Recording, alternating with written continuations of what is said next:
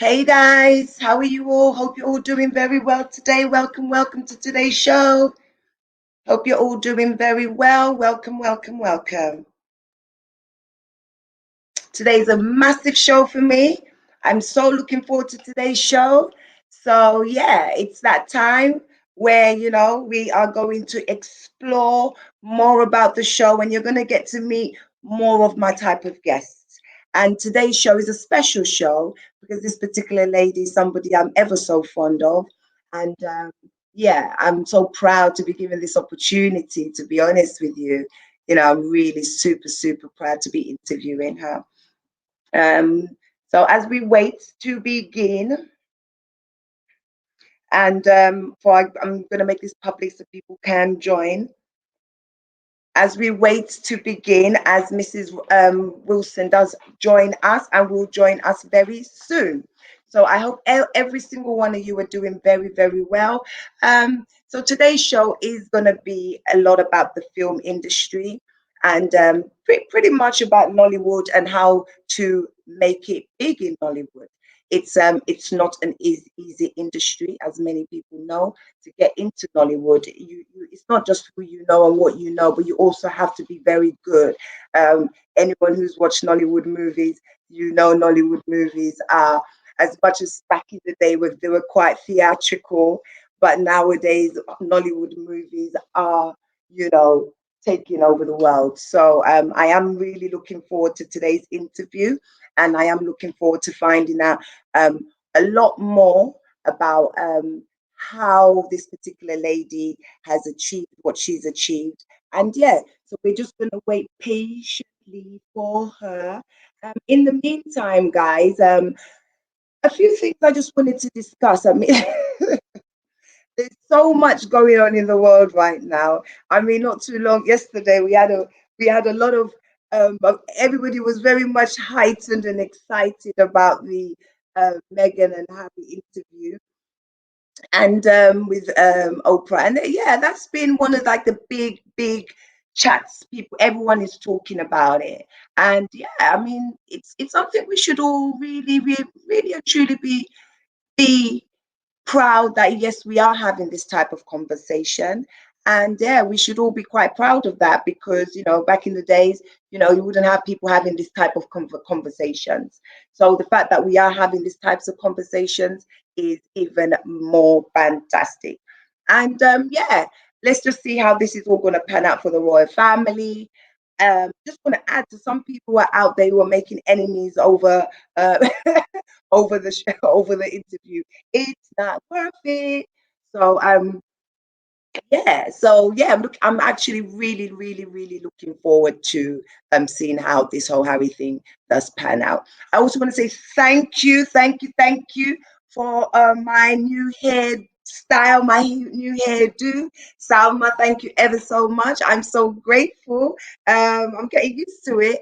It's an old school cut for me. I always do what I always do. So yeah, thank you for the hair. I really appreciate it.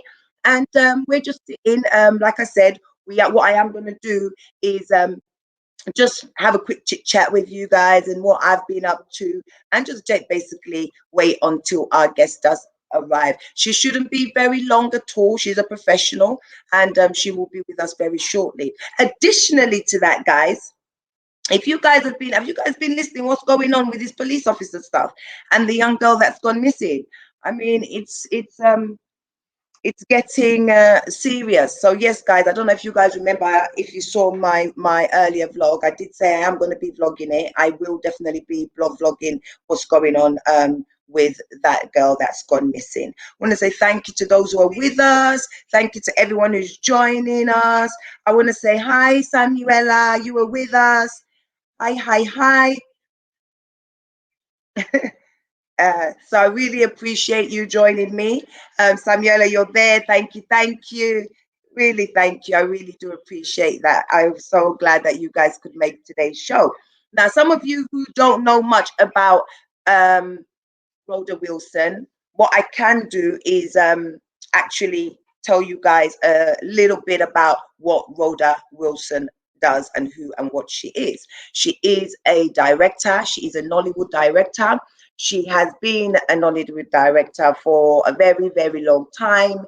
She is one of the biggest people in the game. I mean, you can't be saying you're going to be in Nollywood and not have Rhoda Wilson a part of what you're doing.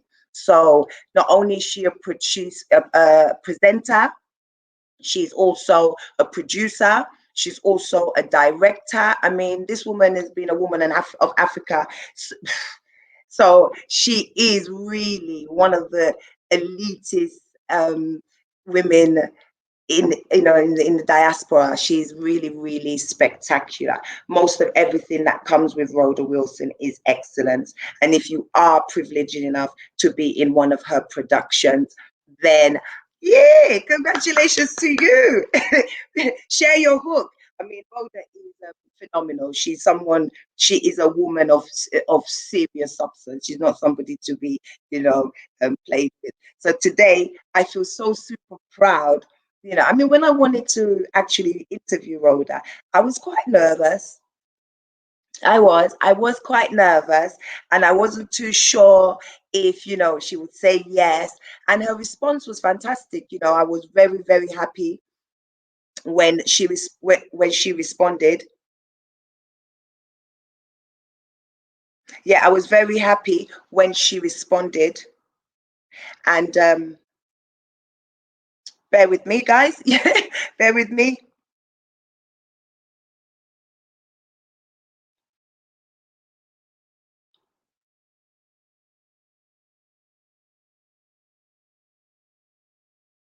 Yeah. So I was very, very, very excited that she was super, super, super willing to do this interview with me today. So one of the great things about this particular lady, and I'm not just saying it just because she is somebody that I know. I'm saying it because she's of a different caliber.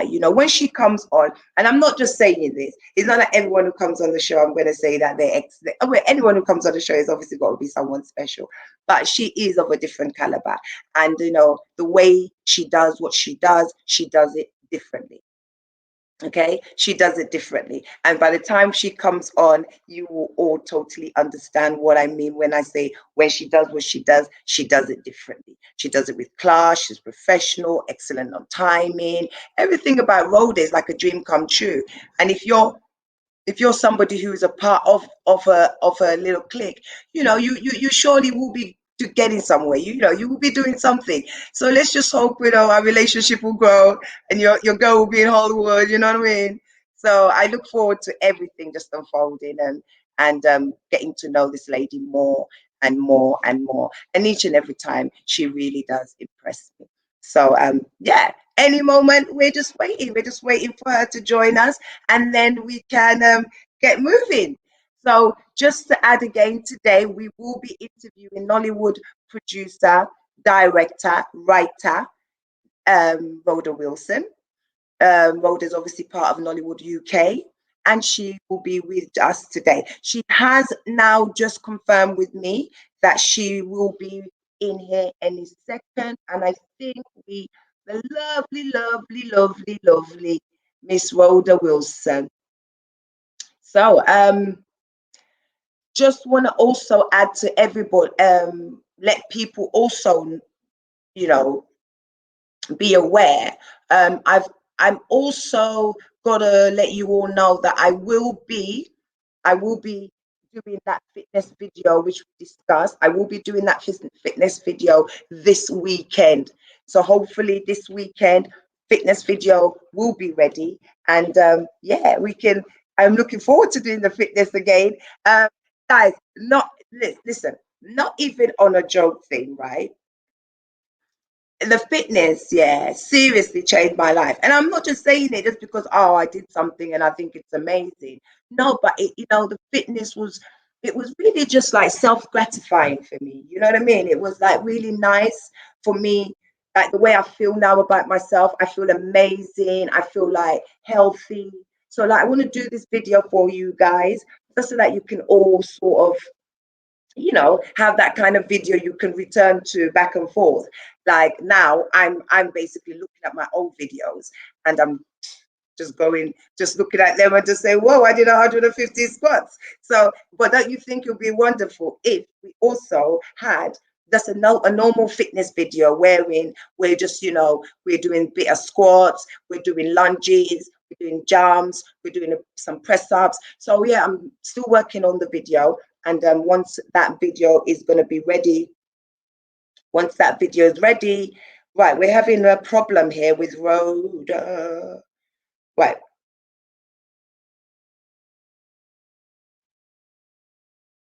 Okay. So I have somebody waiting in backstage, and I'm trying to.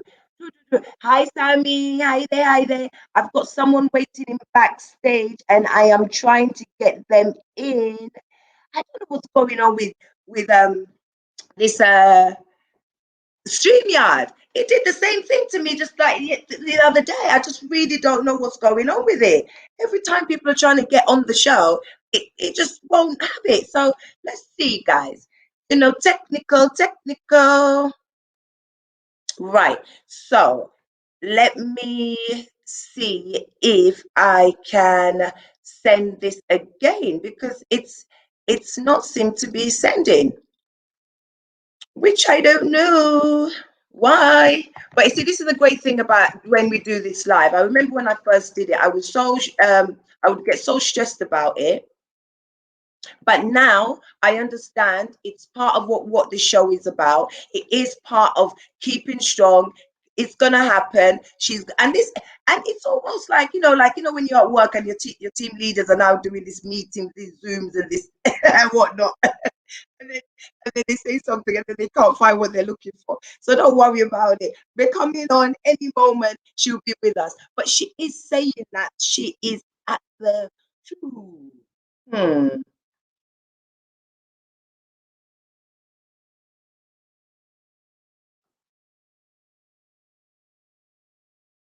Yeah, yeah. So I'm going to invite.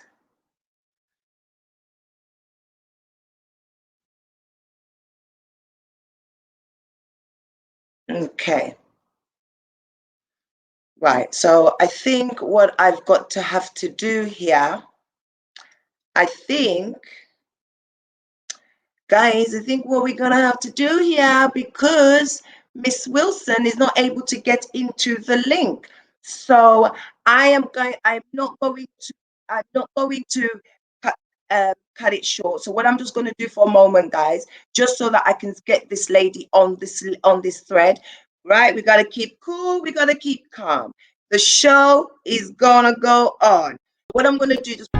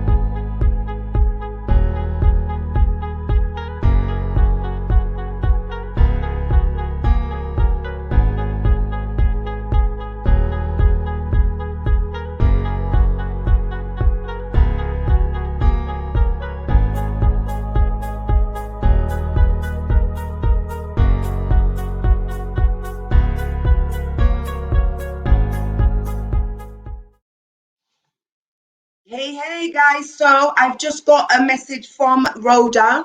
So we've what the issue that we had an issue with the download of the StreamYard, which we knew we were going to be using StreamYard, but for some bizarre reason, it just seems to be playing up silly buggers.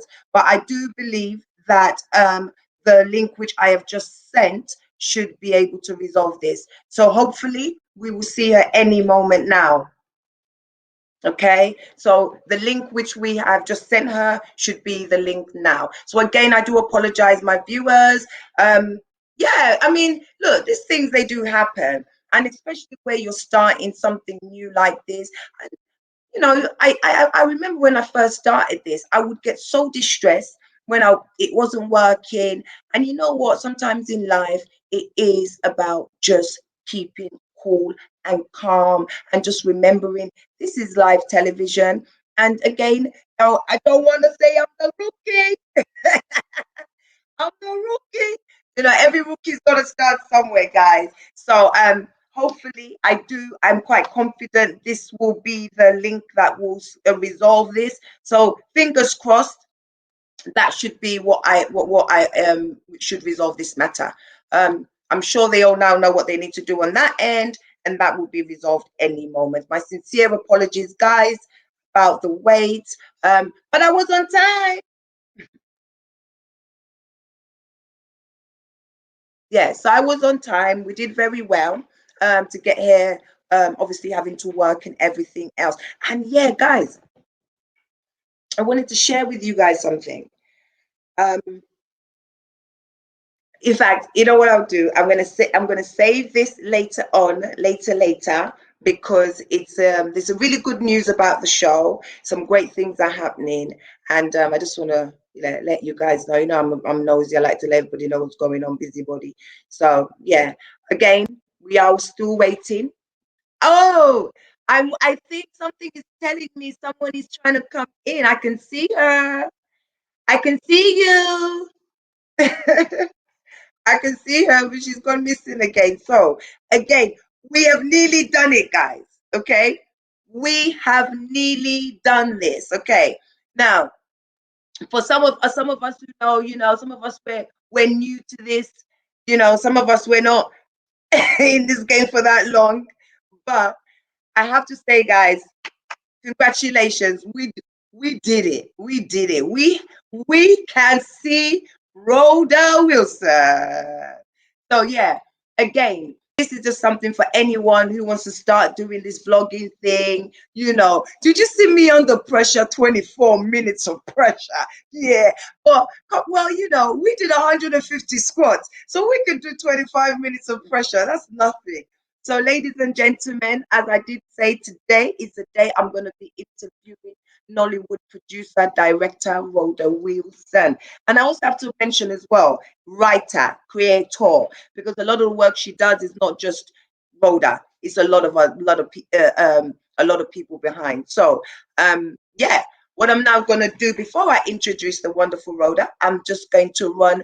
It's a great thing I started this 30 minutes, 30 seconds countdown, right? So I'm going to give a 30 seconds countdown as we're getting so professional out here. You know what I mean? And then I'm going to be introducing Mrs. Rhoda Wilson.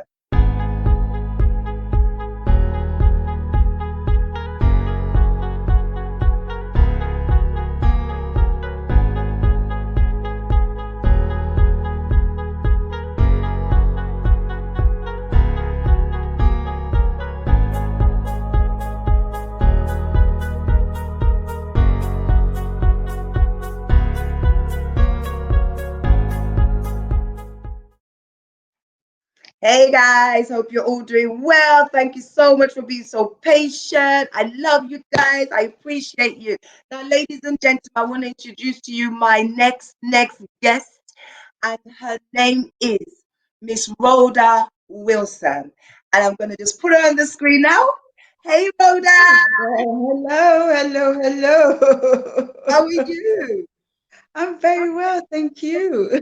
Oh, thank you so much for being with us today. You look absolutely fantastic. Oh, well, thank you. You look wonderful. Every time I see you, you always said to make me smile. It's like, us young ladies, we always have people we aspire to. And just your calmness and everything about you, it makes me get Really? excited. Yeah.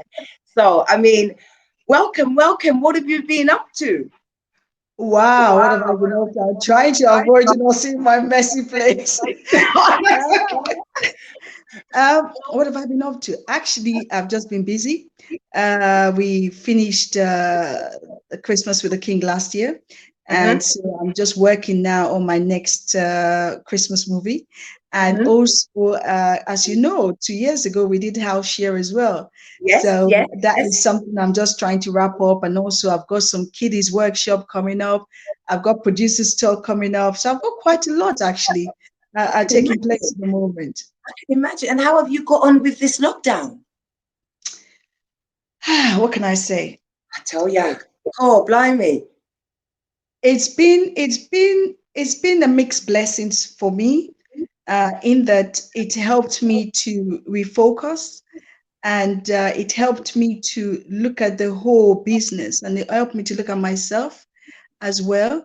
And also, yes, it's helped me. That's what I could say. What I did with the lockdown was two things. Obviously, I will work on my new movies, work on the business, look at ways that the business can grow. Had lots of Zoom meetings, which I'm beginning to get tired of Zoom meetings. But I had lots of Zoom meetings, and also just plan ahead really for the next year, next 5 years, next 10 years. So that's what side one part of it. The other part of it was very hard because I couldn't see my friends, and Yeah. I couldn't see families, and because I travel a lot, sometimes I am stuck in a place for longer than I expected. So for me, it was really hard that way.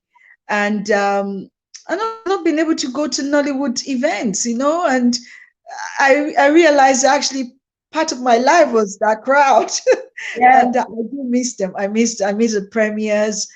I miss the night out, But at the same time, what I say to people is I'm alive, and for this I Definitely. am really grateful. And we can't. It's priceless to be alive, to be healthy, and Absolutely. to also to have a roof over your head. So and have food in your belly and in your fridge. So for me, I am grateful for that. Wonderful. This is the new norm. So I think we all either get new phones, new outfits, because it's this the new norm is the Zoom, but the technical issues that one has along the way, I mean, it's teaching us new skills. Do you know what I mean? Seriously, Oh, it is oh, tiring. Now you're there going, can you hear me? Are you? No, we can't hear you. No, we can't hear you. It is rather hard, but it's new skills. You have to learn new skills, and this is one of the beginning of many changes that we're going to see in the next few years. Because from what I gathered, 30 to 60% of work is going to go digital. Is going to go online. So we really, yeah, you got to unfortunately, get with the program. we're Got to going to get get with with the the program program. exactly. Right. Wonderful. Welcome, Rhoda. Welcome, welcome. Now, Rhoda, I want to go through this chronologically, um, because a lot of the stuff I knew about you and I didn't know very much, and I had to obviously do my own research. I want to start off, Rhoda, when you were a young girl Oh, and okay. a young in school. I want to start Okay. off in school, because I know your family, in particular your dad, was quite inspirational. So before we go there, I just want to, what about family life before you came to the UK? What was family like with at home that was inevitably going to give us this woman that we had today? What was it like? Brothers, sisters? Wow, I've got lots of brothers. I've got lots of sisters, Oh wow. and I'm blessed with them. Actually, I have got quite a lot. Actually, I don't know if I could name them, but I have wonderful sisters and brothers as well. I was brought up in Lagos, Nigeria, and obviously my dad was a very important part of my life, just because he's always believed that women are going to change the world. And as a result of that, he's always wanted me to excel, I guess, in my life. So for me, growing up in Lagos was absolutely amazing. I look back and I think, gosh, I was really privileged. Mm-hmm. We didn't have many friends. There was no Facebook, there was no Twitter, there was no Instagram. Uh, when we want to have fun, we have to ride our bikes around the compound. So it was like it was much fun actually compared to Yeah. now. Mm-hmm. With all the responsibilities that one has. Mm-hmm. And did you have a very good relationship with your? I mean, we all have sibling rivalry, but did you feel that you had a secure and strong family foundation? Oh yes, I mean my dad, being a Christian man, Yeah. he obviously brought us that way, and so family life and our lives are very important in terms of the way we live our life, and our Christianity play a major role in that. So I would say we have a solid foundation. Mhm. I mean, me, I did, and I'm sure my siblings would say the same. Wonderful, wonderful. And when did you actually come to the UK? I came to UK when I was 17, and 17. 17, I was very young then when I came to the Yes, UK. I was he 17. was very much an established woman by, well, I mean, a very mature woman by 17. You sort of kind of know what you're doing with yourself. No, I was not, because I tell you why. Because we had a very sheltered life, very protected life. Yeah, yeah. My dad, I mean, we never went anywhere. Any excitement is with my dad and my sister and my brother. We went to the seaside, and that's all we had really. And so it was very sheltered actually. I didn't know. All I knew was that I was a strong Black woman. I wouldn't even think color was not in my say Yeah, vocabulary.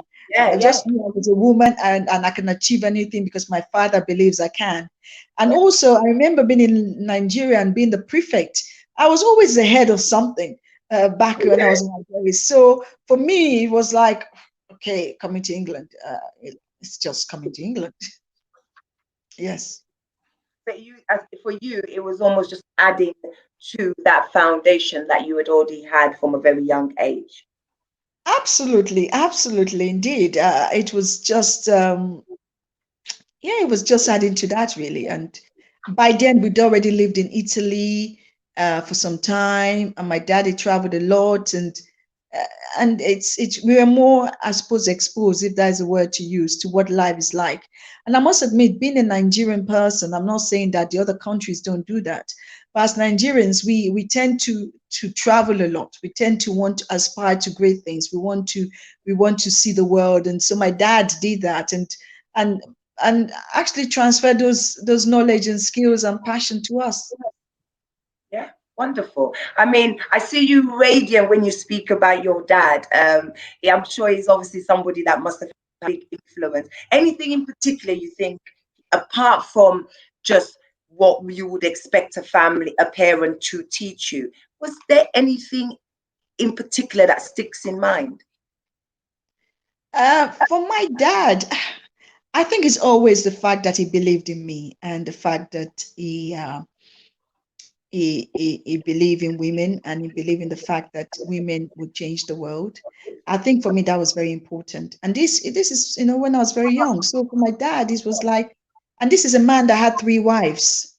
So it's like, wow, if you have three wives and you believe that, then it's something quite important and powerful to keep, to take on board. So Yeah, yeah. wonderful. And I also wanted to find out, did you feel a male influence, especially when we talk about leadership skills, and you're somebody who, when it comes to women in the diaspora who who are influenced, you would be somebody who would be a leader of influence, and in everything that you do. Do you think to have a father influence and interest in what you do and what you've done, did you think that made a difference in who you are, to just have that kind of male influence? Do you think that? Maybe. Absolutely. I definitely think so. I think girls need their father as much as boys needs their mother, and boys needs their father as much as girls needs their father. So for me, both parents were very important. And the reason I perhaps talk more about my dad than my mom is because my mom has always been a more of a supportive mom to my dad, a supportive wife to my dad, and a Yeah. supportive mom to us. And our role to us is a bit more of a nurturing role, more of a, okay, make sure that you eat well, make sure you study, make sure you do that. So my dad was more the disciplinary. So it was more like, okay, if he's that proud of me and feel that I need to do something, then so it must be it. And I must say, I'm also a mommy's girl, by the way.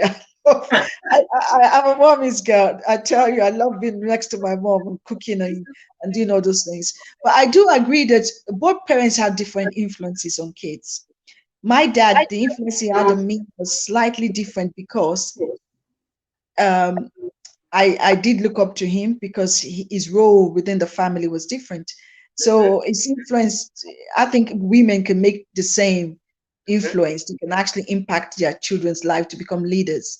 But it just depends who takes certain structure within the family organization, if that makes sense. No, absolutely, absolutely. But roles can be shared. In one of your biographies, you mentioned something along the line of that your dad taught you that a woman's job is just as equally as important as a man's job. Is that so?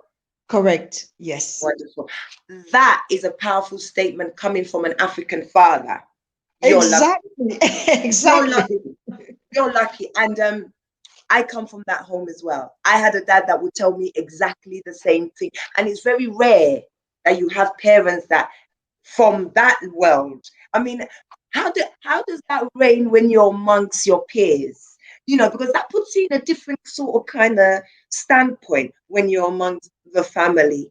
How does what does that do to stuff to a woman like you, Rhoda, when your dad gives you that world advice?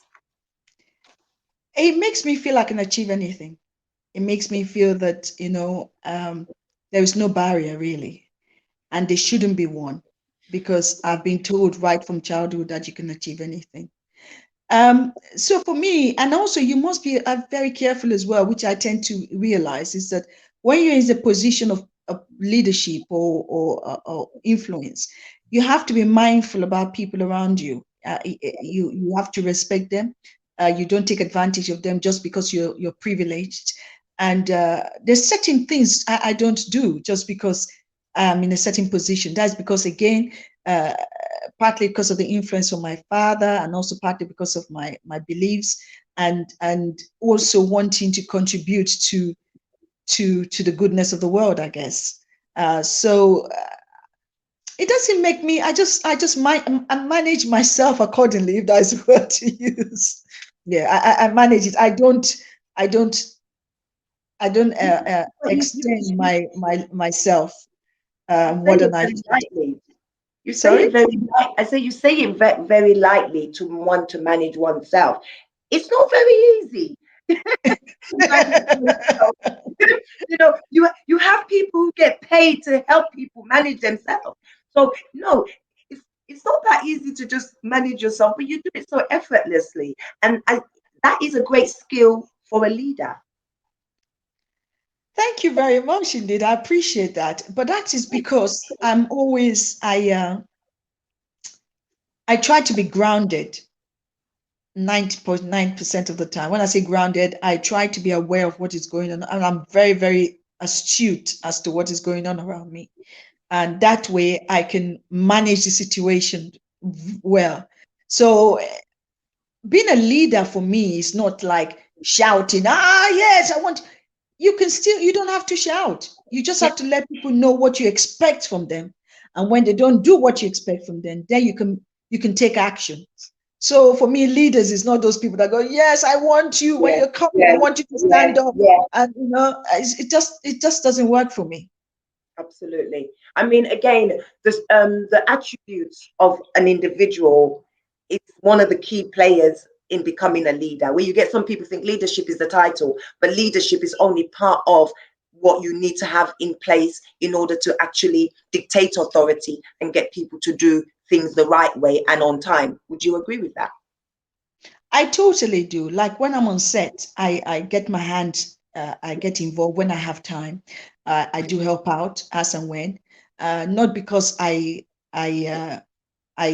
don't feel people cannot do their job. It's because I feel if you want to be a leader, you want people to respect you, you've got to be seen to be Yeah, part of the crew, part of the yeah, cast, part of yeah. so many things. And I know people pull me for that. I say, look, that is not your job. You shouldn't be doing that. But that is the only way you can get to know people. And also, it's another way of making sure when you get people, you want people to do things, they do it the way you want them to do it, because then they know you on a slightly personal level. Absolutely, absolutely. Wonderful. Want to just we've had a bit of the background of your family, and obviously people can see why, from what you've just said, why you've probably had successes in the future. Not always necessarily, sometimes some people do have a rosy life and then end up life changes, as Drew Barrymore, you know what I mean? So, Yeah. life can change. So with what you've just said, it just takes us nicely to where I believe then once you came to the UK, we get to the Rhoda Wilson show. Now, I, I, I, Um, I met you as a producer director, so and obviously the creator, the writer of the script. And when I went back and I realized you was once a presenter, and I went back and I saw you, I said, I was, because I looked at you and because when you meet somebody mature, you always see them at that mature level. So you never see them the time when they was, that young chick girl. I was thinking, so when I went and watched, and I was like, you was amazing. Tell us a little oh, bit more about the Rhoda Wilson show because it was with Ben TV. Oh, no, OB. Tell us more about Rhoda Wilson TV. so Rhoda Wilson show, I started it actually when there were not many people doing or promoting the Black community, or that was promoting people supporting the Black community. So I had inspirational people on my show. And so the Rhoda Wilson show was started. It was on OBTV. And Yeah. therefore Movie TV went to Ben TV, and we were on Ben TV for a long time. And the show was actually amazing. It took me around the world. I traveled to I because of the show as well. I became a deputy CEO for an organization called Women for Africa.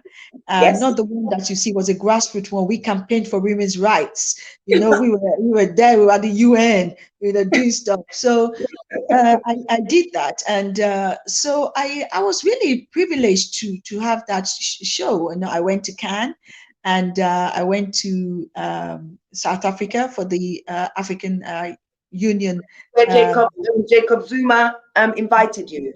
yes, Okay, no, you what running happened you. actually? It didn't. This is how it happened. Okay, so The you need South to explain us about. We need to know this story, Rhoda, because this is hot property. This one. No, what happened was I used to do a lot of work with the Wilson show, and the South African High Commission in London got to know me. So Mhm. when they said they were doing the African Union inauguration in South Africa, they needed two people from London, England. They chose me and another lady, and I was like, "What?" It was just the two of us that came, and it was an amazing journey. South African airline took us, and we stayed in a lovely hotel in Sandhurst or Santon, can't remember Mm. now, and met all the presidents, all the African presidents. We Oh sat. wow, Rhoda. Amazing. Actually, I should dig up some of those pictures. Actually, Yeah, it's been but a Rhoda, while.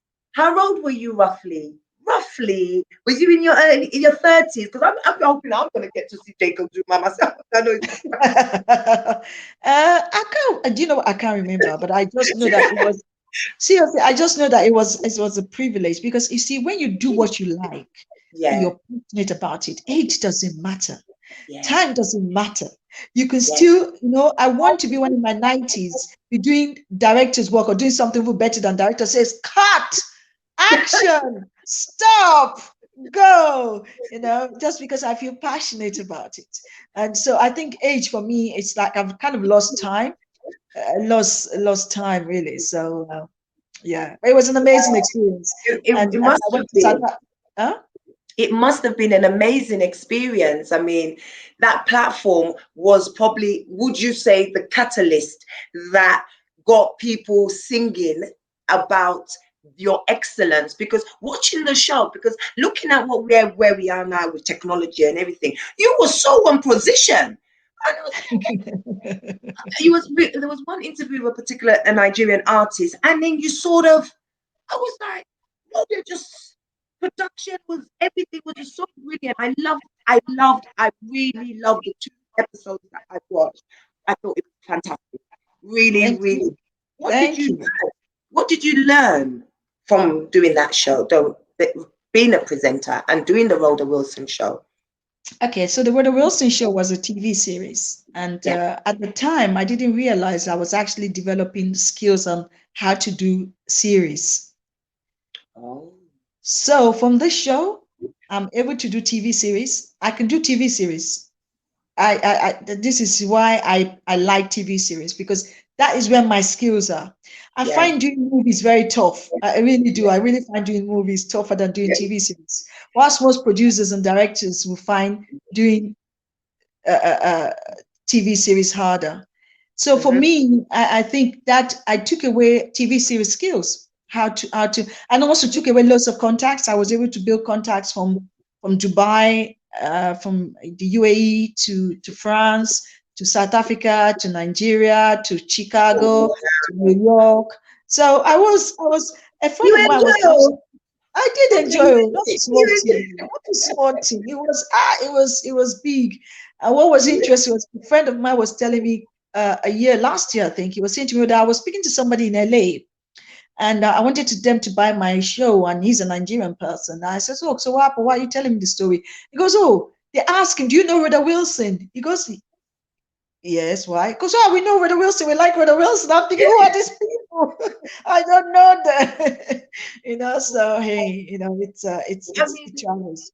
when you're a media personality, I mean, I know sometimes it's difficult for people in the media to understand, but people actually generally get uh, in awe or in excitement when they meet someone of such caliber. You the person might think, oh, I'm just Rhoda Wilson, but you like some meeting, you feel like, oh my gosh, I'm going to look back on this video and feel like it's the biggest accolade I could think of because at the level that I'm at, and I'm working so hard on the show to be able to have people like me, like you, at my grasp. I'm just so grateful. But then for you to give people like us a chance, it sort of goes in line with that bringing up that you had as a young woman, even though you have been in leadership positions, but you've also empowering other people. And I feel empowered. Do you know what I mean? I feel Thank empowered. Yes. I really, really, really do feel empowered. Now, apart from just the Rhoda Wilson show, shortly after that, you started the Cosmo. Cosmo Music actually came. Cosmo Music came before the Rhoda Wilson show. I Before was a the music Rhoda Wilson. promoter. Yeah, I was a music promoter for my scenes. And what I did was and it was during when I was looking to promote one of the biggest artists. Actually, I went to New York. I went to see who did I see? I wanted Mark Anthony actually because I love salsa. So I Oh, wanted Mark really? Anthony. Isn't Yeah. that Jennifer Lopez's ex-husband? Yes, yes, that was before he became my ex-husband actually. Yes, yes, yes, And yes. he was like, look, Rhoda, I make a lot more money in South America. Why do I want to come to Europe? His technical rider was huge. His personal rider was huge. It was just a lot, and we just could not, it just was not interested. So I did that for some time, and I'm always, looking around, looking for funding, looking for sponsorship. And it was during the sponsorship that I met a guy that told me that, look, Rhoda, why don't you go on the small screen? That you do better being on the small screen. So this is why I went uh, from doing promotion, a music promoter, to the Rhoda Wilson show. Rhoda. So Rhoda, you was a music producer. So you're not gonna just just drop it and you're not running from there. We need to know, Rhoda, the music promoter. Where did this love for music come from? Because sometimes us in the performing arts industry, people don't understand that you're an actor, but you have a love for music or you have a love for dance. I mean, tell me about Rhoda, the music promoter here. Oh my goodness. Where did this conversation begin, Rhoda? How? Um, I'm actually messing up my hair. The hair that I did, I thought to myself, I'm coming to see you. Now That my makes hair is me all feel messed good. up, you know. That makes me Uh, feel good. You're relaxed. what did music promoting was it was actually it was good for me. I also traveled with the music promoting because I love music. I love African music, and at the time it used to be called world music. It's not called Afrobeat. So for me, it was nice to travel and promote the music. And I had few friends that were musicians, and I used to support them. I actually promoted them in festivals. This was before Glastonbury and all Yes, that. So yes, yes, yes, I yes. used to, sorry. I said yes, yes. So I used to promote them a lot. So it's just yeah. Look, it was fun.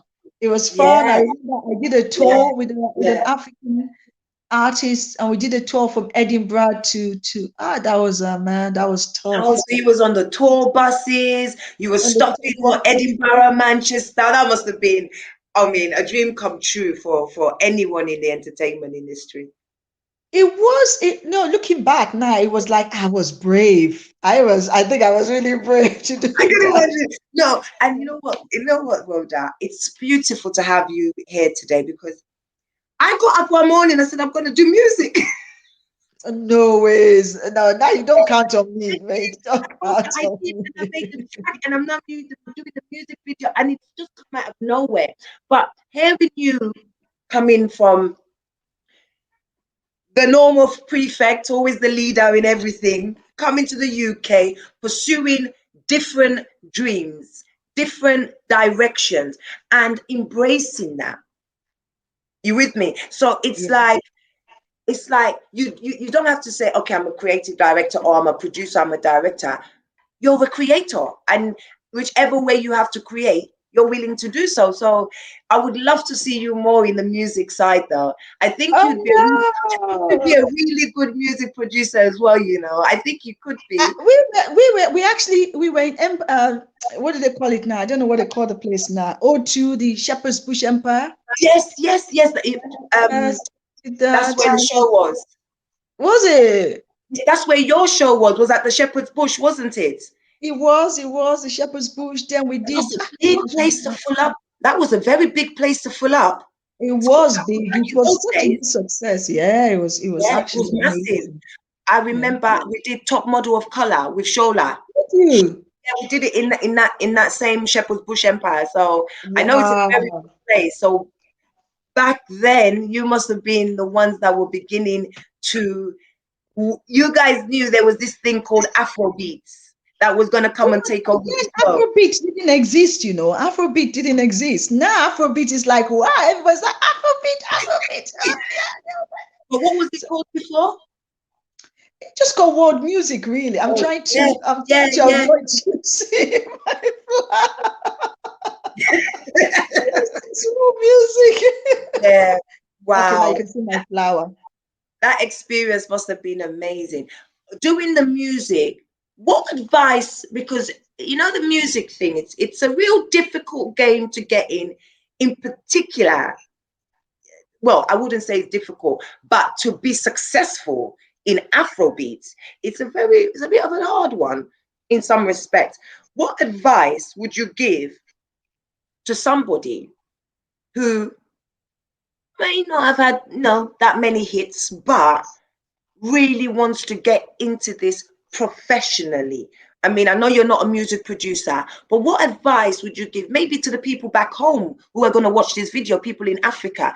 What advice would you give them and say to them, this might work for you if you do it that way? Well, I don't know. I'm trying to play with my hair, so I'm so apologize here. I'm going to have to No, let it's it down a okay. No, it's bit. okay. No problem. I quite like it like that. It Which looks way? You nice like on it that. this way? Look on this way. No, let's leave Okay, it this yeah, way. yeah, yeah. Oh, perfect. Yeah, that's it. That's it. Okay, now it's Oh, better. So apologies for that. This is what happens when you're doing live show and you're like you're Rhoda, trying to make yourself look gorgeous and look. Rhoda, I was doing a live show one time. The wig had gone this way, so you're doing good. No ways, no ways, no ways, no ways. No, this is better. I like it. It's You good. are doing really good. Do not worry. You're doing really good. So, what Thank advice you. would you give someone in the music, a young budding musician who wants to get into this thing? Well, what I would say to them is this, that first of all, you need to visit as many. Okay, you can't do it now because of COVID. uh, the COVID. But I would say, based on my experience, is go to quite a few like live events, music Yeah. show, meet people, talk to people, and these people are going to end up being your supporters. They're going to end up, talking about you. And when they have events, and when people have events as well, you could ask if you could sing at those events and do it for free, and maybe they could pay your transportation. Just at least it shows some commitment from both of them, and that's what I would do. And gradually, once you do that, then you'll be able to build your own reputation, build your own name, and then start looking for somebody, producer that would take you on board and support your career. And that's how you gradually, then somebody else would talk about you, and then the producer would go around telling music studios about you. Or if you don't have, maybe you could do this yourself.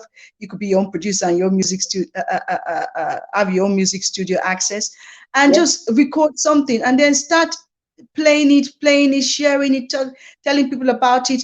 Do your get hire your camera crew. They can do like a video dance to the music, and you put that on YouTube originally, and just start promoting it and promoting it. That's what I would recommend. Haven't done it for some time, because what I used to do was, if I like you, I'll bring you on stage. And what I used Yeah. to do as well is that I used to get people. If I know, for example, I know somebody that is performing, a famous person is performing, I'll try and speak to their manager and say, listen, can I get my artist to be the supporting artist before your main artist come on? And sometimes they agree, sometimes they say no, and you just have to you accept it. It's not all the time that you get positive an answer. So that is what I did, and if it's useful, then people can use Thank it you. as well. Thank you. Rhoda, what I'm going to do, I'm going to take some of the comments that have come through. Um, in the Okay. meantime, if you want, you can take a minute out if you want while I read through the comments. I It's do. totally up I to do need to take a minute. you. Yes. You can take a minute out and then I'll see you, what, in 30 seconds? 30 seconds sound good to me. Wonderful. See you I'll see shortly. you in a moment. I'll see you in Thanks. a minute. No Thanks. problem. So, guys, wonderful, wonderful. I just want to say thank you for those who are still with us. Mr. Philip Eldridge, thank you. Hello, Nasai, good evening. Thank you. And good evening to you too. Thank you for still being with us. Today we managed to beat technology. um, I've also got Salma Aisha Bangura. She said yes. We've got Collins Achipis. Thank you so much for joining us today, guys. I'm so sorry about the beginning. It was did take some time, and what Mr. Collins says, keep it up, Nasai. Well done. Oh, thank you. You must know when I have people like you come and watch, you know we're doing something good. Thank you so much. Thank you so much. We've got Kekus Kalma who says, my wonderful Kekus, thank you so much for the support. I so love you. I don't know where I would be without you. Thank you, Kekus. Thank you. Kekus also says, wow, that's so amazing. From music producer to movie producer. Please let her elaborate on more as a woman and how it was. Wonderful point right there. So thank you for some of your comments. Are you ready, Rhoda? I'm putting you back in. Yes, I am ready. Yes, I am Um, ready. I've got the wonderful Mayata Lahai. She says, hi sis. Hi Maya, hope you are okay. Thank you for joining us today. Thank you to everybody. So before we move on to the next bit, what I'm gonna do, Rhoda, I'm getting really good at this. I've got all these little gadgets going now. So I'm gonna run a Okay. 30-second thing just so, and then what we want to now next do we need to talk about Nollywood. So I want to go with the stuff you've been doing with the kids, and also, yeah, and just what you have for the future. And because I know a lot of the guests who are watching are actually very Okay, well, that interested sounds good to in the me. kids Yeah, stuff. yeah. So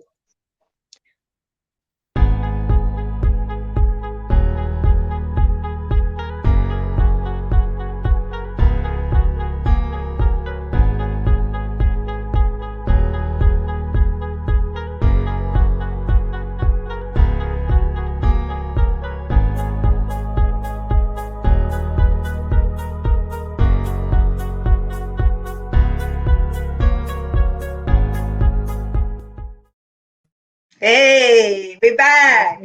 Come on, guys. Rhoda. Come on. Your girl's giving it a good shot here. I've even got all this technical stuff. Soon you'll be flying, you know.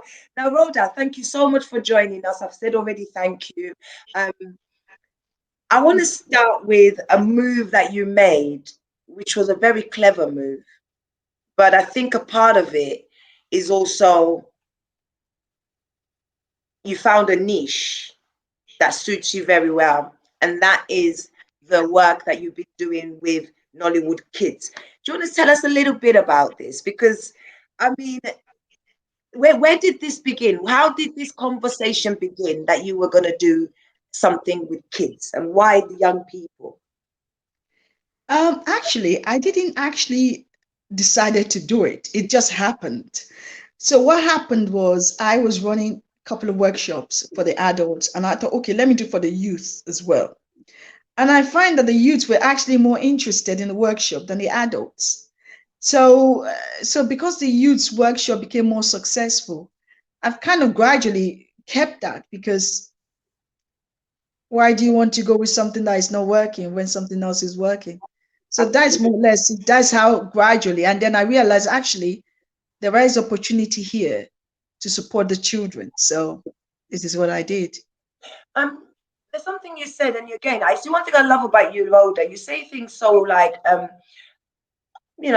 the way it should be. But you've got a lot of people who are still knocking on the same door that they have yet to still gain anything from. So when Wow. when you say that if it wasn't this was working, it wasn't working, and this was working, as a business person, what weighing up did you make in order to make that jump to say, you know what, when you're what was the strength in working with kids, and what was the strength in with the kids than not working with the adults per se? The kids, they're so beautiful. They have good spirit. When you show them things and they like it, they want to learn it more. And they make you feel happy that they walk away with something. I'm not saying the adults workshop did not have the same ambience or the same vibe, but the kids were just nice. It was just nice to see their faces. It was nice to for them to do the workshop. And you could see that they also really want to get into acting. They want to get into Nollywood. They're so fascinated by Nollywood that Yeah, they really want to be part of the industry. yeah, So, yeah, and again, for me, I felt that okay, two things. If I want the industry to survive, if you want anything to survive, you've got to take the young one with you. Let them fall in love with what you're doing. yeah. That way, they can also continue the legacy. So for me, it was more that really as well, because I thought, well, what are you going to put all this hard work? You want people to fall in love with the industry, fall in love with acting, fall in love with themselves, and Yeah, then use that to carry the for me it's about falling in love first with yourself, enjoying yeah. acting, and then from there on you can then go on to like, okay, yeah, I like the Nollywood, I'll embrace it, I'll do this, I'll do that. So yeah, that's what we did.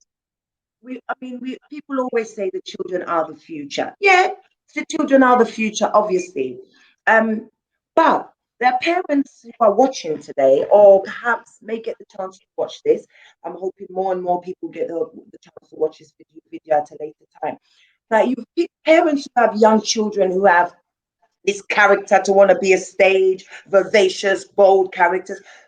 How can a parent contain that character within a child, maintain that, and explore a child who is interested in acting. One of the most kind of a bit disappointing thing, apart from maybe a couple of African family, is that most African family don't believe their children should be actors or actresses. They believe they should go to school and become doctors, nurses, and some doctors, engineers, and so on and so forth.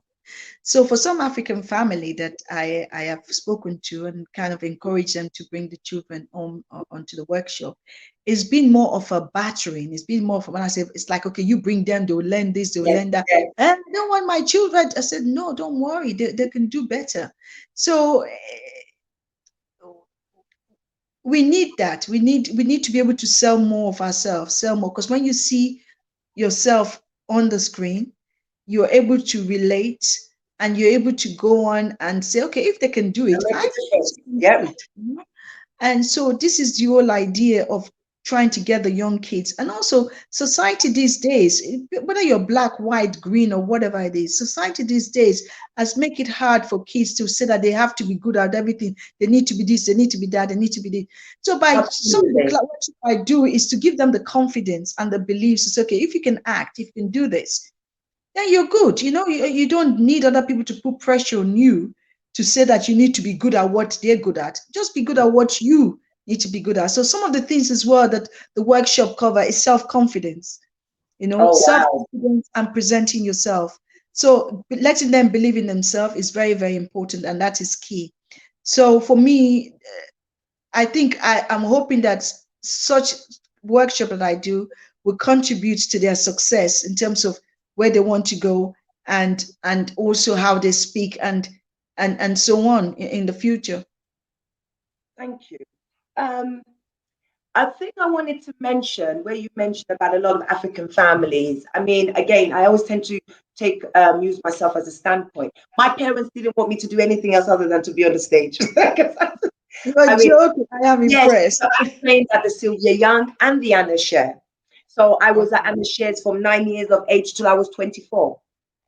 Wow. I still went and done my A levels and I still went and done the degree. But everything in life was I had to be an actress. That was all I wanted. My mum and dad, they'd been to every single audition. My dad was fed up of taking the passport. Because when you go to the audition, if you get the job, they want the passport. So every time I ended up losing about 6 different passports because every time I go to an audition, I get so close, but so far. You know what I mean? They say, Yeah. okay, you make it to round one and then. But now what I'm finding out is a lot of African families are beginning to realize that the change that we want to see in our country, as in development, can actually come from children in of people in entertainment. Before we always thought development in a country is through the commerce, economics, science, and all these things that actors we don't do that. we Yeah. don't do that. You know what I mean? So I think parents are beginning to realize there is a life, Yeah. there is a money and a sustainable career in acting. If a parent has if a child has told their parent, Mom, I want to do acting, would you be able to help them? Is there anything that you might be able to do? And if you can, what's the age group for those who are listening? We have a website actually coming up soon. It's called the Nollywood Kids Club International. We are actually on Instagram. You can find us on Instagram and also Mm. Facebook and also on YouTube as well. So we should have some workshops coming up. And the club, what the club does is that we have different, you can be members of the club. So what's And the we club also, called? What's the name of the club?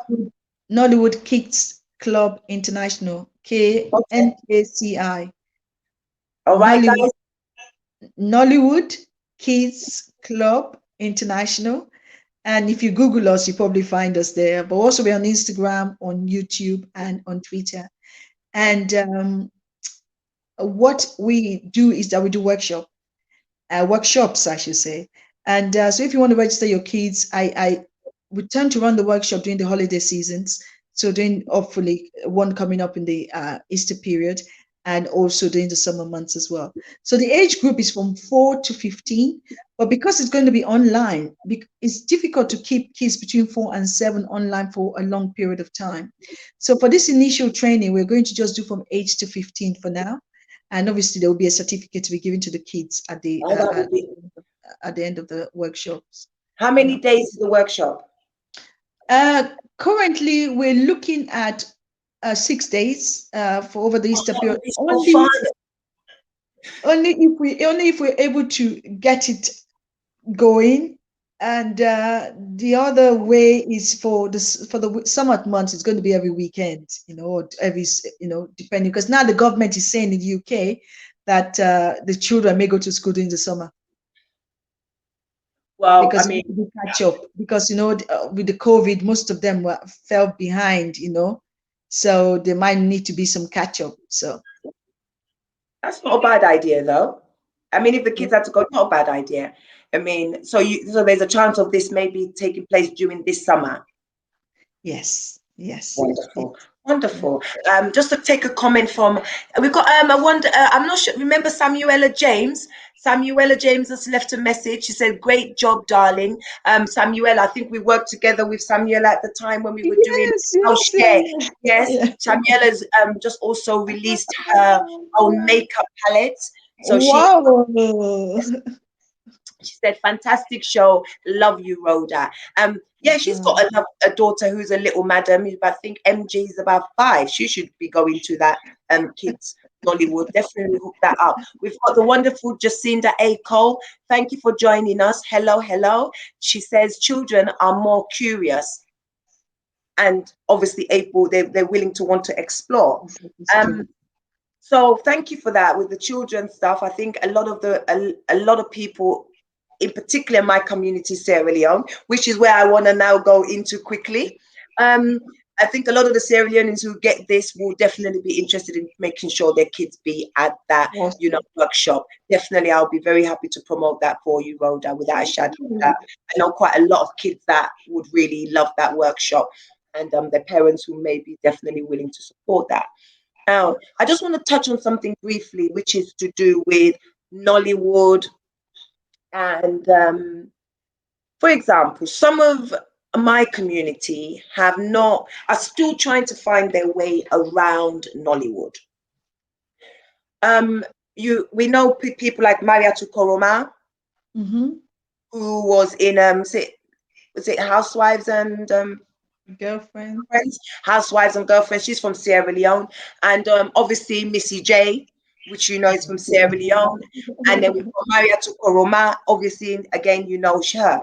Now, you used to work with our first lady, Fatima Jabi, who Yeah, rose through the ranks in Nollywood. Um, Fatima is somebody who controversial in many ways, but yeah. it goes without saying she did put an awful lot of work in establishing herself within the Nollywood industry. I mean, Oh, what relationship do you have with Fatima Jabi? And obviously, she's the first lady of Sierra Leone right now. I'm not expecting you to go too far. So how can Sierra Leoneans get into Nollywood? Where to start and what to do? I love the First Lady, I, Fatima Jabi. I admire her, and she's done so well. And she did a lot for Nollywood in the UK, and God continue to bless her. If you want to go into Nollywood, I believe that for me, I'll say I have some. First of all, I'll say it's important to understand what you want to achieve from being in the industry. It's very important. Some people go into the industry and none of the answer is wrong. Mhm. Absolutely, don't ever think it's wrong. Some people go into the industry because they want to be famous. Some people go into the industry because they want to contribute to the industry. Some people go because they want to make name, not so much famous, but you know, uh, uh, just yeah, win awards. And so there are different reasons people go into the industry. But I'll speak from my own side of it. I went into Nollywood because I was doing the Rhoda Wilson show. And having gone through some transitional period, I felt that I wanted to be a producer in the movie industry. and then I met a Nelson Spike, and through Ayo Oyebade introduced me to him, Oh, you mean the and designer then Ayobade? Do you mean the designer Ayobade? no, Ayo is the accountant. I think Okay. he's married to Theodora's. You know, uh, Okay. so um, so he introduced me to Nelson, and then we started talking. And I told Nelson I had this idea for housewives and girlfriends, and then we spoke about it. And then I got somebody to I wrote the storyline because I wanted to. I had in my head what I wanted the story to be, so I developed the stories, and then I the storyline. Then I gave it to a script writer, Evelyn, to Yes. create the dialogue. So that is what I did. If you want to get into the industry, I would say a few things. I mean, if you're new, maybe my part, I would say it might be a bit. Uh, um, it's nothing wrong in following my part. It might be a bit of too heavy to take on board straight away, but it is possible to get there. But I will say a few things. First of all, there are three stages to production. You've got the pre-production, you've got the production itself, you've got the post-production. Those are the three main things. Then after that, obviously, you got the marketing and or the marketing, which has the distribution and has the promotion as well. So when it comes to pre-production, that is the script side, the development of the movie side, or the development of the script side. So there are different routes you can take. You can take the route of say, okay, I want to create my own story. Says the story is Baba goes to the market.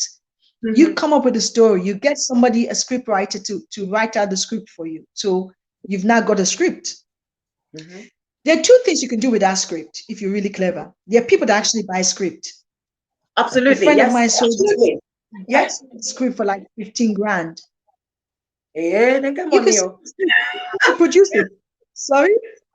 I said they have money. 15 grand for just the Yeah, script. They haven't paid the they just for the haven't script. paid the people in the movie yet. They haven't paid producer. They haven't paid director 50,000 for the script. These guys they have money. No, but it's obviously $15,000. It's sorry, not pounds, dollars. Yeah. It Yeah. is Yeah. possible. People do buy it. I was No, quite sure. But you could sell script. People actually buy it. It's not even in Nigeria. Maybe that money is too big.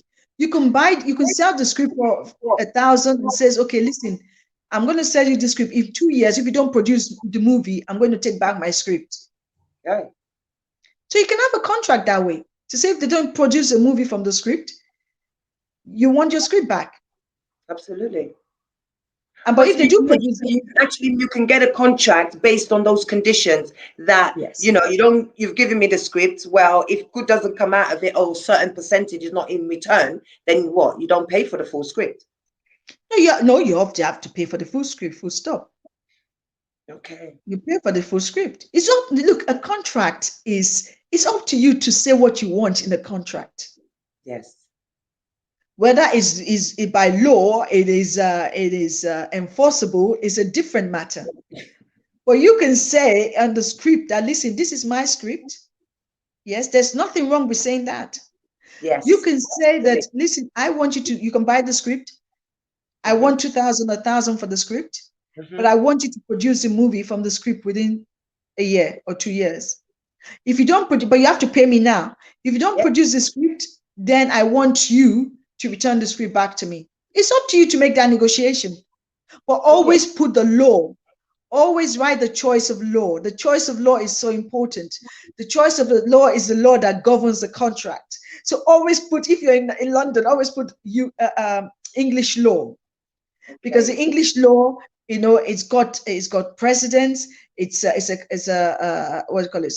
It's a common law, and there's always going to be a case that has been looked at under Yeah. that contract, under that Yes. Yeah. law. Yeah. Yeah. Yeah. Yeah. So you can use it as a template. Exactly. So always put your English law, and then that's the pre-production. If you decide you're not going to sell the script and you want to make the movie yourself, now that is where the hard work starts. You have Oh. to look for your camera guy. You have to look for your crew. Okay. As a guy So that carries a camera. that So sort of nicely leads me where I'm next going to go because you're very versed in all elements of production, as you mentioned, pre-production, production, post-production. How important is it to be able to dip into different elements of your production. You might be an actor, doesn't mean that you're not have no knowledge about camera, or you may have knowledge about advertising. I see you as the creative director, producer, but you're equally in touch with every single aspect of your production. And like you're actually versed, like you know how to promote it, you know what you're doing. How important is it to not only delegate roles and responsibilities within the entertainment industry, but to also be, in some respects, hand and mouth inside the production, hands on? How important is that? That is a fantastic question, actually. That is a very good question. The reason I do this is because it's out of experience and out of mistakes that I've learned.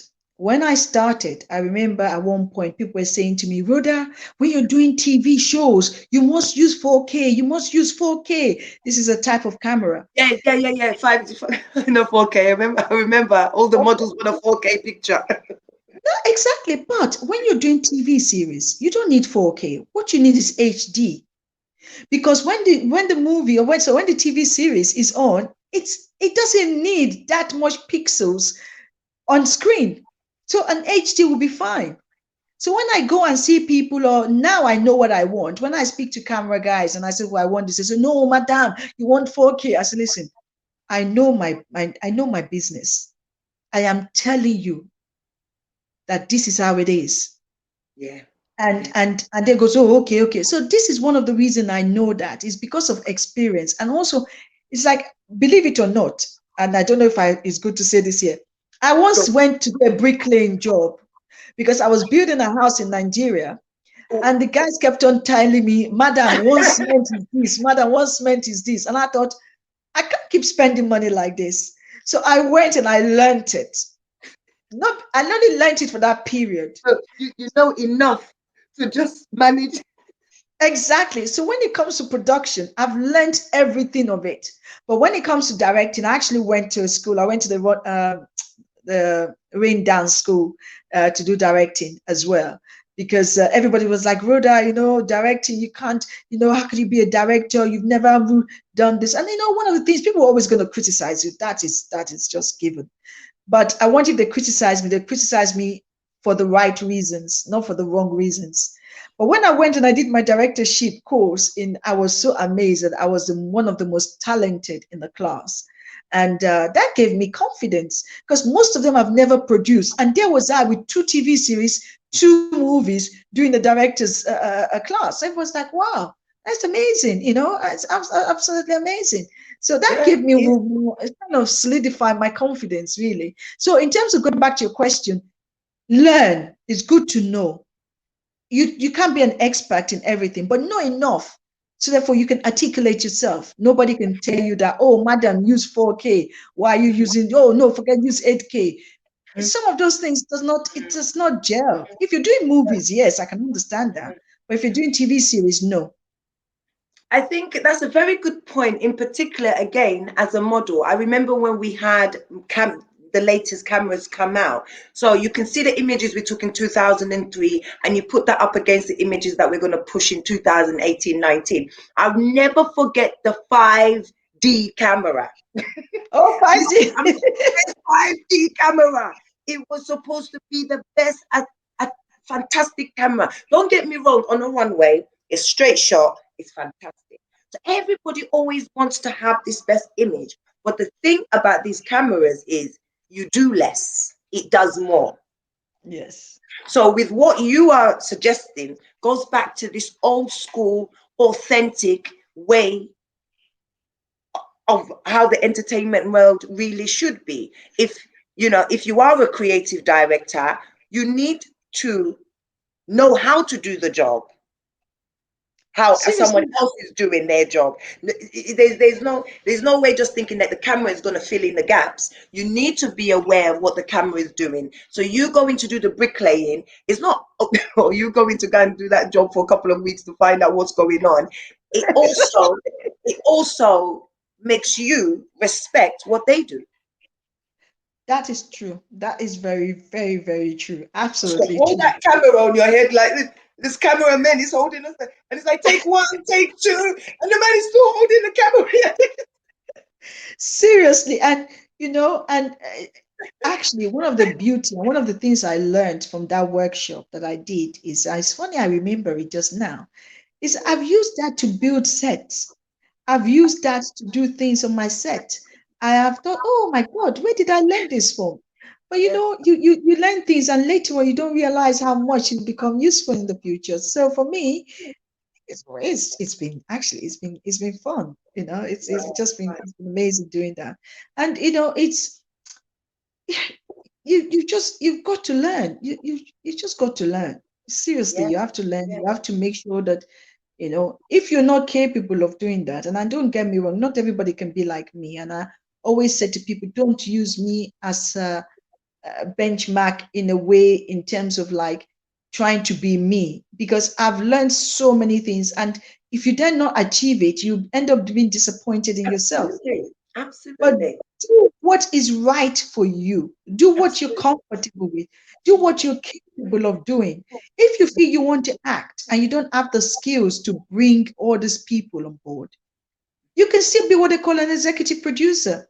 Pay, Absolutely. and if you don't know what, get somebody that knows things. Get somebody you can trust and you can call and say, look, Rhoda, maybe not me, but you must have somebody else you can call and say, look, I have this, I want to do this. Do you know a good camera person that I can trust, I can do the job, that they know what they're talking about? And the most important thing, they will turn up and do the work when you expect them to do the work. And Yeah. you probably find that you get people like that. So over some of the actors, like what's this guy's name? Not Matt Damon. Yeah, Matt Damon and the other guy that married Jennifer Lopez at one point. They did a movie together, but nobody would give them a role. They had to. They're actors. They raised the money and they brought all the technical teams together, and they just acted. So Yeah. you could still do that.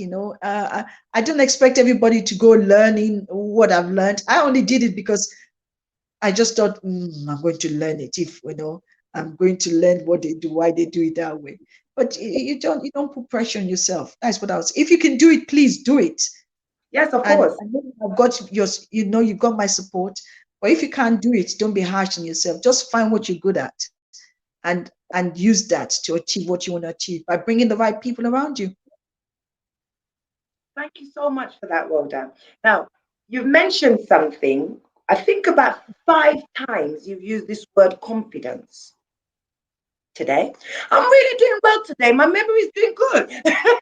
And I remember when I didn't have a lot of confidence. And there's a lot of confidence in the woman sitting before me today, Rhoda. Looking at you at the Rhoda Wilson show, looking at you when you do Cosmo music, traveling all around the world, your first Nollywood movie, Nollywood Kids, winning the BAFTA Awards, winning this award, Women of the Year, Diaspora Summit Award, Sydney to Jacob Zuma, becoming this excellent professional that is a massive accolade to the whole Nollywood UK. How do you deal with one, insecurities, and what type of confidence do you replace your insecurity with? Hey. Um, I do have insecurities, and when you are on a set and everybody's looking at you to make a decision, and you don't have that answer, sometimes you just say to yourself, what am I going to say?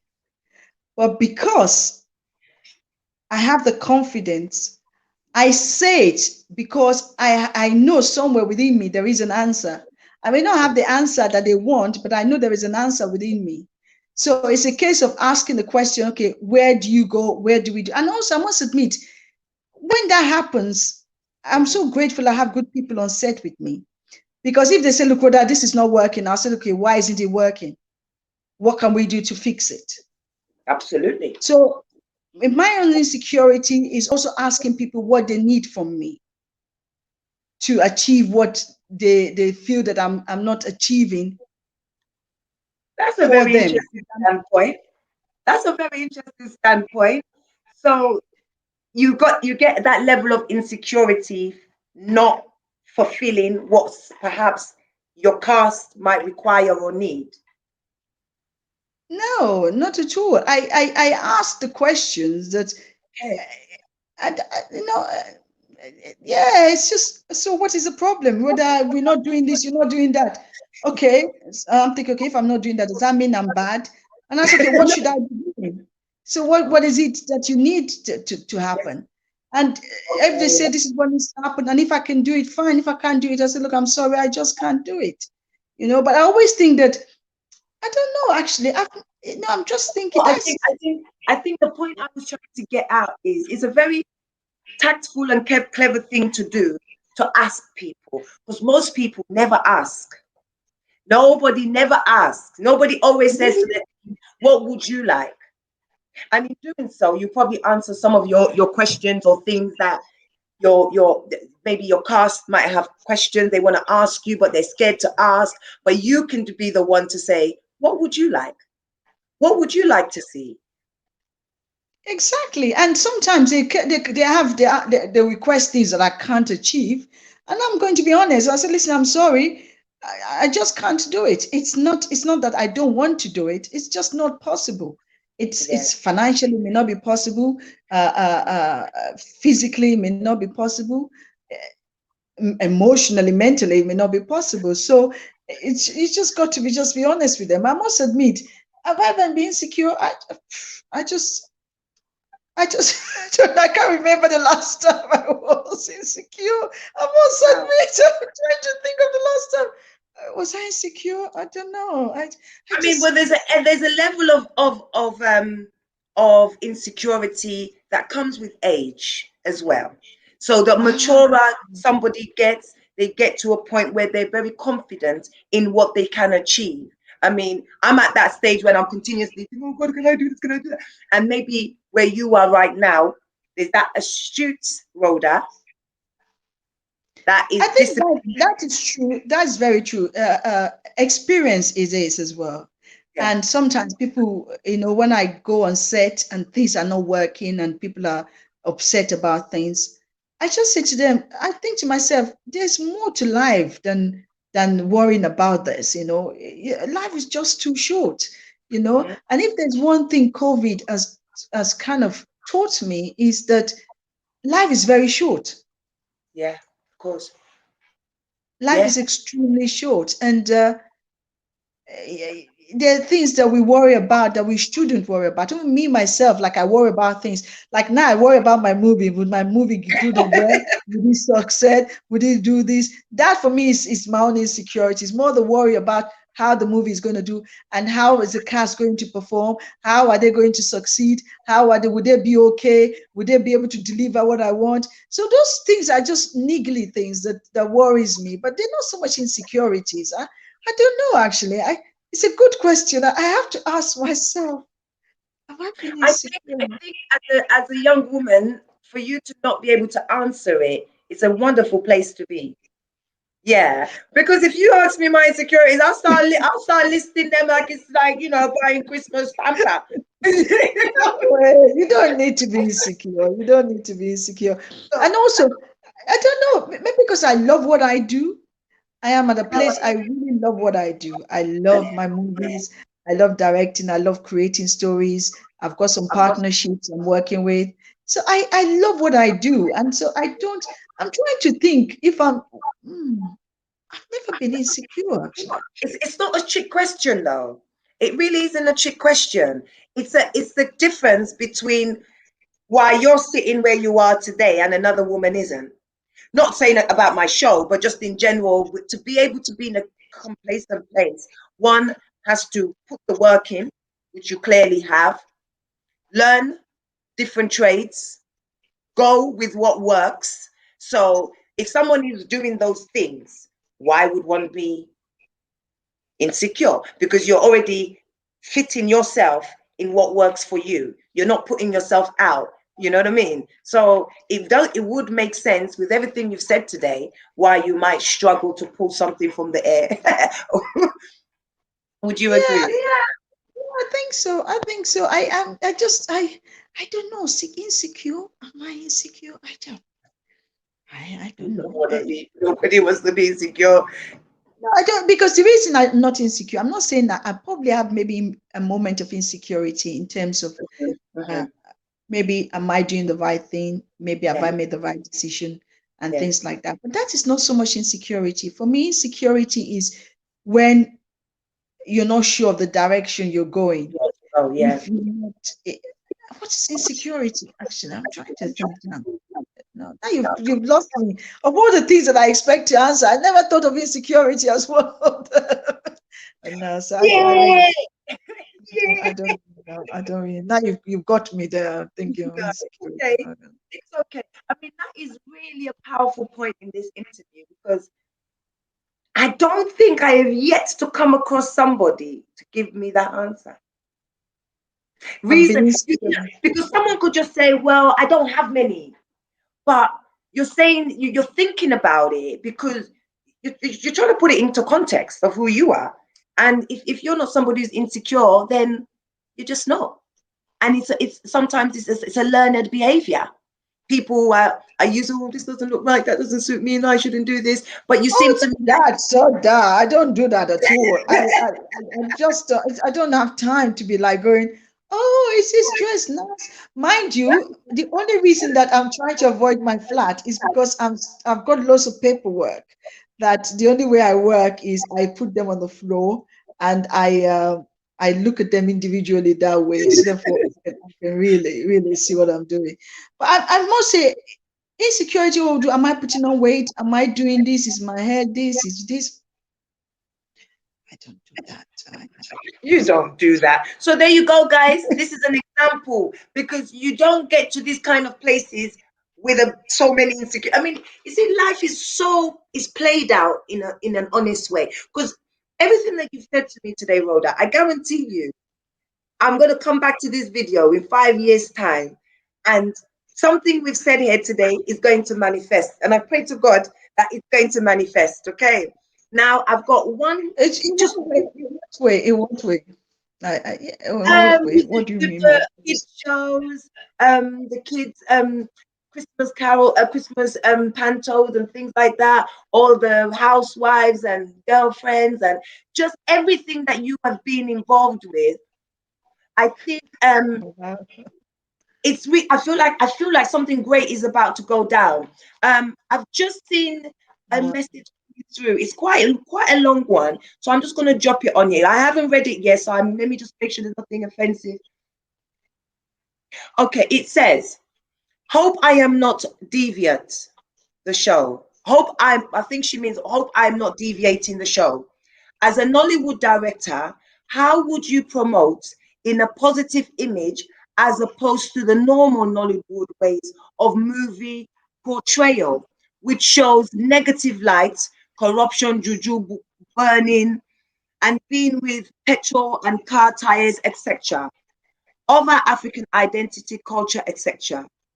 As the audience are taking such negative seem seems applying to their daily lifestyle, because I believe the lack of positive media dialogue, narratives, and imagery of African cultures be. Now, that's a long one, but a very, very good question. So before you answer that, I'm going to give you, we're going to run a 30-second run. So if there's anything you want to do, we're just going to run this 30 seconds and then Okay. we'll hear what you've got to say about that. You get where she's going with the question, right? Yes, I do. I do. Okay, wonderful. I Thank think it's an you. interesting question, but I'm going to give you 30 Okay. seconds to think about it. Okay.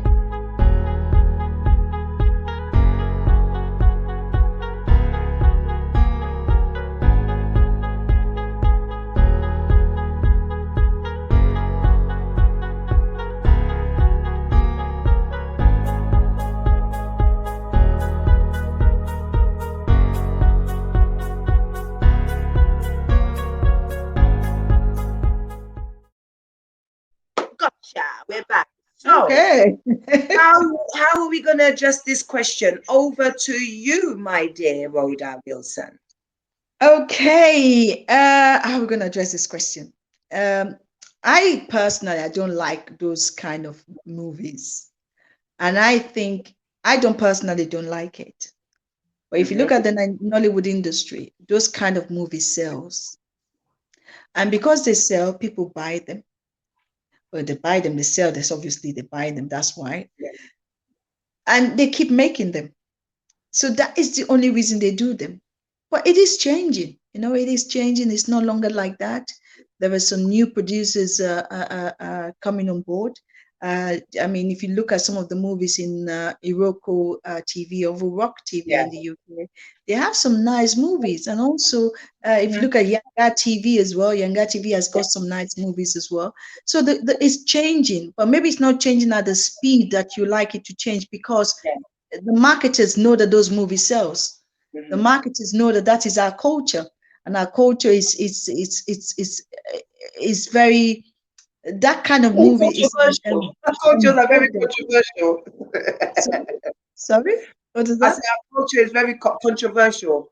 It is controversial, but those kind of movies are kind of embedded in ourselves. So Yes. this is why they produce it. For me, I don't do that. I mean, most of my movies, Housewives and Girlfriend, it's more the people on yachts, the girls, Yes. parabolating themselves, and my other movies is more Christmas with the King, Christmas, Miracles of the Christmas Angels. So Yes. my movies are slightly different from that, and it's a gradual thing, and it's just people like us that we need to continue to change the perception of um, of the audience, not so much the perception of the audience, but changing the taste of the audience and educating them to like something else.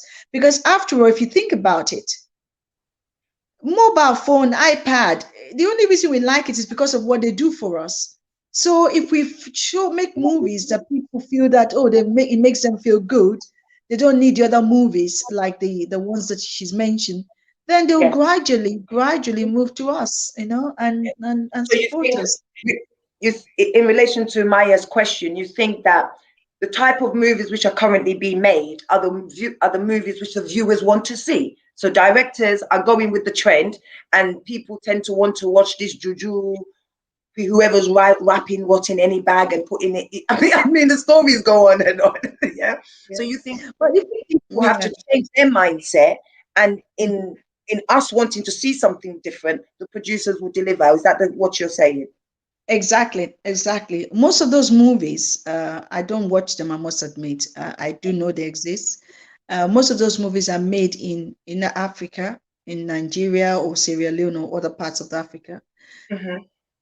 Very rarely have I seen them made in England, Yeah, of you course. know. So for that reason, it can kind of tell you that the audience there, that is what they expect to see. Hmm. Hmm. In England, they expect something different. So we make movie so you make movie for your audience. Who are your audience? That is one of the questions you must ask yourself. Who are your audience? If your audience are in Nigeria and this is the kind of movies they want, you make it for them. That is just it. That's the reason they make it, and that's the reason marketers. If you look at the structure of movie making in Nigeria, when you have a movie, you can sell it to a marketer. The marketer makes the movie himself, or he gives you the money to make the movie, and then he takes the master tape from you, and then do the marketing himself. So it's he who has the money. That he who pays the piper calls the tune. Hmm. So that, unfortunately, that is what it is. But it is changing, but not at the speed that we would like it to change. Absolutely. Thank you so much for that. Maya, I really appreciate your question. And thank you ever so much for taking the time to write that lengthy comment there, which I know wasn't very easy. It's like when you're on the phone. So Rhoda, my one and final question that I have for you. Yes. You mean I'm going to leave you? I don't want to go. I'm so happy to see you today. I feel like, especially when we've gone through the COVID and before being at home, everyone's health has been, compromised. And when you get to see people like this, you're like, yeah, it's okay. Life is still the same. I miss you. I miss. Yeah. My question for you, Rhoda, is to do with knockbacks. Oh, Knockbacks. Um, yes. one has a dream, but sometimes the universe's dream is not the dream that it wants. And once people put so much effort, dedication into something and it doesn't work.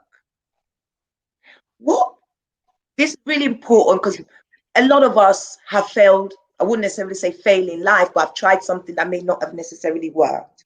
What advice would you give me if I was to say the same thing to you? Everything works. It's how you look at it. If the glass is half full or half empty. So you have to decide whether what you're going through is a journey, is an experience you can learn from, and something you can use to propel yourself to the next level. Knockbacks are going to be there. I get it all the time. I used to remember, I used to go to meetings and the person would tell me, well, I'll turn up at 2 o'clock, be there, be there. You turn up, they don't even bother showing up. What do? You just have to dust yourself and just carry on. But the most important thing I always say to myself, and I say it constantly, is that you've got to believe in yourself. You've got to know your purpose. Your purpose perhaps is far more important than believing in yourself. Once you know your purpose and what you're here for, I tell you, nothing, even if your house, your roof falls down, is going to upset you. You might just think, oh, now I have to fix another problem, but it's not going to be the same upset that you would experience if you don't know your purpose. So for me, know your purpose. I know my purpose is to make not just good movies, but it's to make movies, is to do training, is to educate the kids, is to do workshop, is to be in the creative field. And I love that. So whatever knockbacks or knockdown that I experience, I just dust myself and say, okay, it's an experience. I'm going to learn from it and I'm going to move on. So that is more or less me.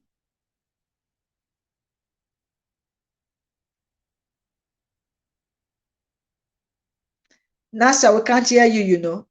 Can you hear me? Apologies. Yes. Hey, we're nearly getting there. So you would say to be resilient, to have tenacity. Would that be the Definitely kind of tenacity. Tenacity is very important. Tenacity, determination. Stay focused. Focus is also very important because I remember when I was doing Housewives and Girlfriend, people were telling me to never succeed, you will never do that. And yet he ended up being the only, well, one of the TV series that was made by Nollywood at the time. So tenacity, determination, knowing your purpose, staying focused, staying believe in yourself, because there'll be that voice telling you you're crap, you're this, you're that, you're this, you're this, and you just got to learn to shut them down and just I'm staying focused. I don't care what people say, and just go for your dreams, you know. And Thank you. yeah. I have a special jar here, which is the jar Oh, that I've been using. It's my happy day jar. So basically, what I do is every day I write down things or I take something out. So I'm just gonna shake it, and okay. see what I get out of this. It's all positive in there, and let's see. I'm gonna okay. I'm gonna go with that one. I'm gonna go with that one. All right, here you go, guys. Let me see what this one says. The reason why I want to do this because I think that's what it says. You can do this. Well, there you go. You There you can go, do it. guys. You can do this. And You do. that happy jar that I've got there is I picked it for you. So I don't know what it Oh, is. I don't know what it okay. is, but whatever Appreciate. it is, I'm dedicating this to you, and I'm sure you can do this. So, Thank you very Rhoda, much. Much appreciated. and one thing I want, my final. Oh, final. There's a final on top of the final. This is the last final, second to no, proper final. I'm at the stage where probably you was 15, 20 years ago trying to establish myself as a credible presenter. What advice would you tell me not to do?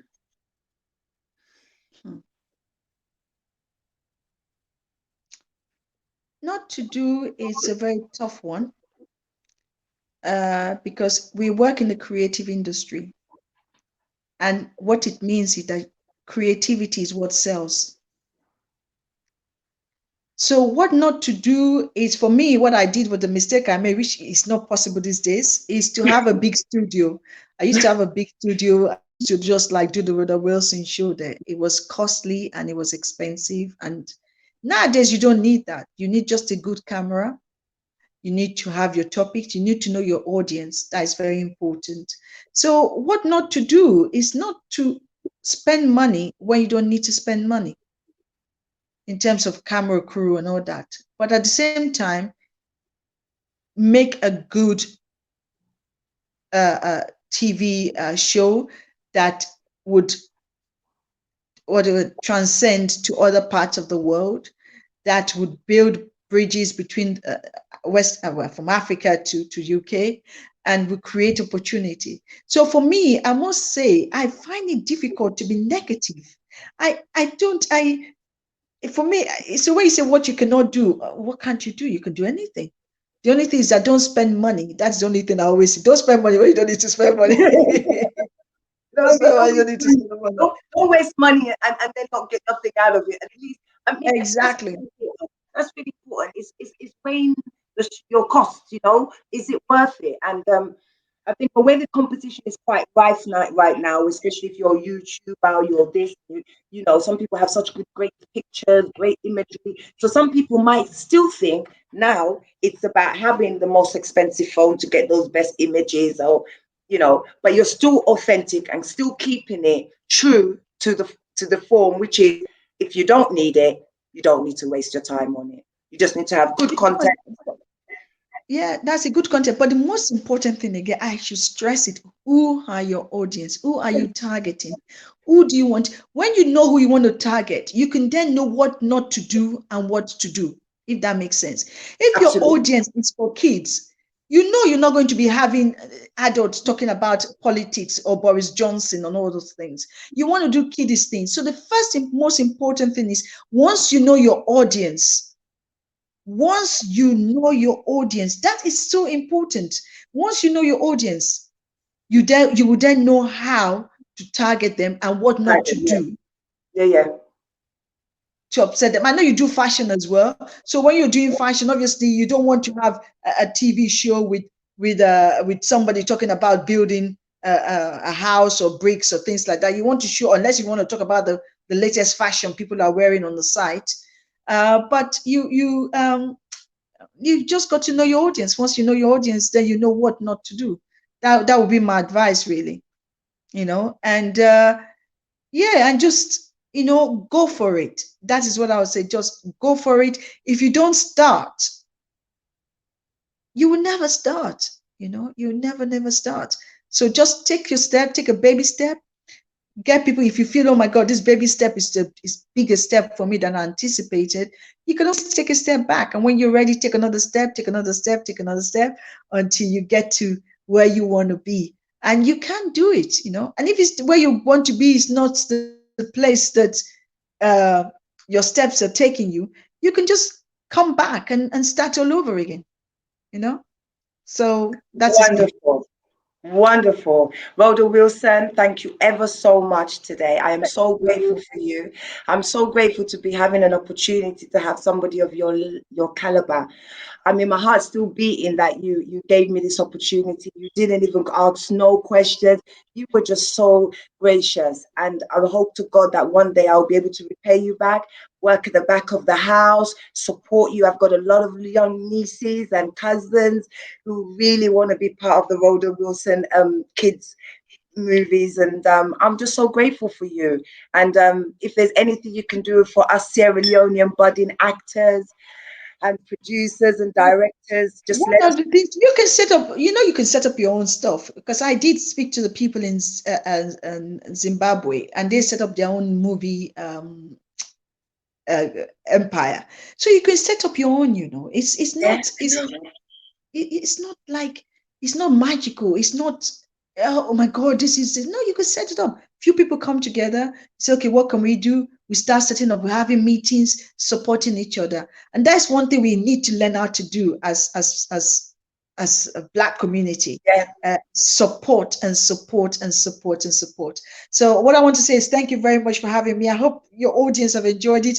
I know many people have I'm so grateful. I mean, it's going to be up on the YouTube page. So those who didn't get the opportunity to join earlier, they will be able to see it as well. And you know, all the information. I've got a few cousins who have already texted me already, and I'm gonna. I think I've asked my cousins and my friends to send me some headshots of their Yeah. kids. Because I know you're professional, so I need to make sure I know exactly what specifications you need to send over.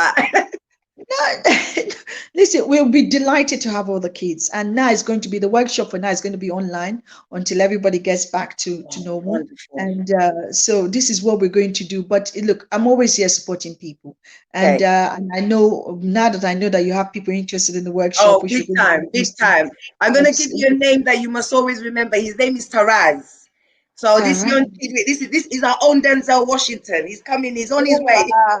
How old is he? Taraz is 8. How, So wow, it's the right yeah, age then. Okay. yeah, We're yeah. really forward He's to a having big boy. Tara. He's Tell right up us your we're looking forward street. to having you. Oh, that is awesome. That is awesome. I'm really, Oh, really thank pleased. you, And thank thank you you. very much indeed My pleasure, for my having me. And pleasure. have a fantastic weekend. I will. And thank you very much, everybody, for watching as well. And I hope Thank you it's so much, very, very Rhoda. soon. Thank you, Thank Rhoda. you very Have much. a Thank wonderful you very day. much. Thank you, You thank too. you, thank you. Thanks. Whoa, we did it, guys. Woo! Wow, that was fantastic. I'm so happy with that interview.